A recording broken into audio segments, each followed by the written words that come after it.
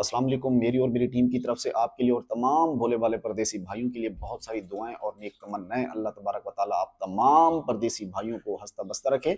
आपका सवाल है कि जी आपका इकामा एक्सपायर हो चुका है, कंपनी अपडेट नहीं कर रही, खरूज निहाई जाने पर कितना खर्चा आएगा, दोबारा वापस आने में कोई प्रॉब्लम तो नहीं होगी? देखिए मेरे भाई, कंपनी अगर खुद आपको फाइनल एग्जिट लगा देगी तो फिर आपको वापस आने में कोई भी परेशानी नहीं है, कोई दिक्कत नहीं है। आप एक दिन जाएं, दूसरे दिन वापस आ सकते हैं, इसमें कोई बड़ा मसला नहीं है।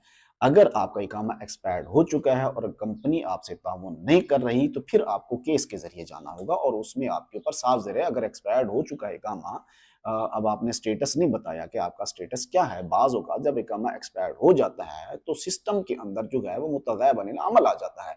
मुतग़ैब अनिल अमल का मतलब है कि ये काम से भाग चुका है, उसके ऊपर आरोप लग जाता है। तो फिर ऐसे केस में आपको तरहील के ज़रिए जाना होता है और कोई रास्ता नहीं होता। या तो कफ़ील के पास, कंपनी के पास दोबारा जाएँगे, वो आपको फाइनल एग्ज़िट देगी, या फिर आपको तरहील के ज़रिए जाना होगा। अगर आप तरहील के ज़रिए जाएँगे तो फिर आप 3 साल तक वापस नहीं आ सकते। 3 साल का आपके ऊपर बैन लगता है। तो बेहतर ये है कि अगर आपका कंपनी के साथ इस वक़्त भी कोई है लेन-देन, तो आप उनसे कहकर आप अपना जो है ना फाइनल एग्ज़िट लगवा कर वापस जा सकते हैं और फाइनल एग्ज़िट के ऊपर 1000 रियाल का खर्चा आता है।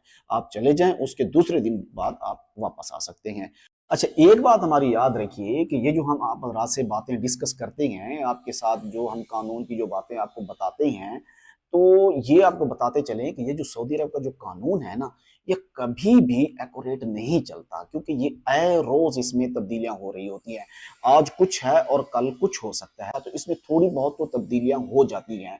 कोई लेन-देन की, यानी जो पैसे के हवाले से ये भी कमी-पेशी हो सकती है, लेकिन ये याद रखिए कि इस वक़्त सऊदी अरब का जो कानून है, जो लेबर लॉ है, वो काफ़ी हद तक बेहतर हो चुका है। मोहम्मद बिन सलमान, वली अहद मोहम्मद बिन सलमान का जो विज़न है 2030, उसके हिसाब से वो लेबर लॉ को इंतहाई मजबूत कर रहे हैं और तमाम लेबर कवानीन को मजदूर के हक में कर रहे हैं, इसमें कोई शक नहीं है। अल्लाह तबारक व ये मैं हकीकत कह रहा हूँ, अल्लाह तबारक व तआला जनाब मोहम्मद बिन सलमान को अपनी हिफ्ज़ व अमान में रखे, क्योंकि उन्होंने मजदूरों के लिए बहुत सारे अच्छे काम किए हैं।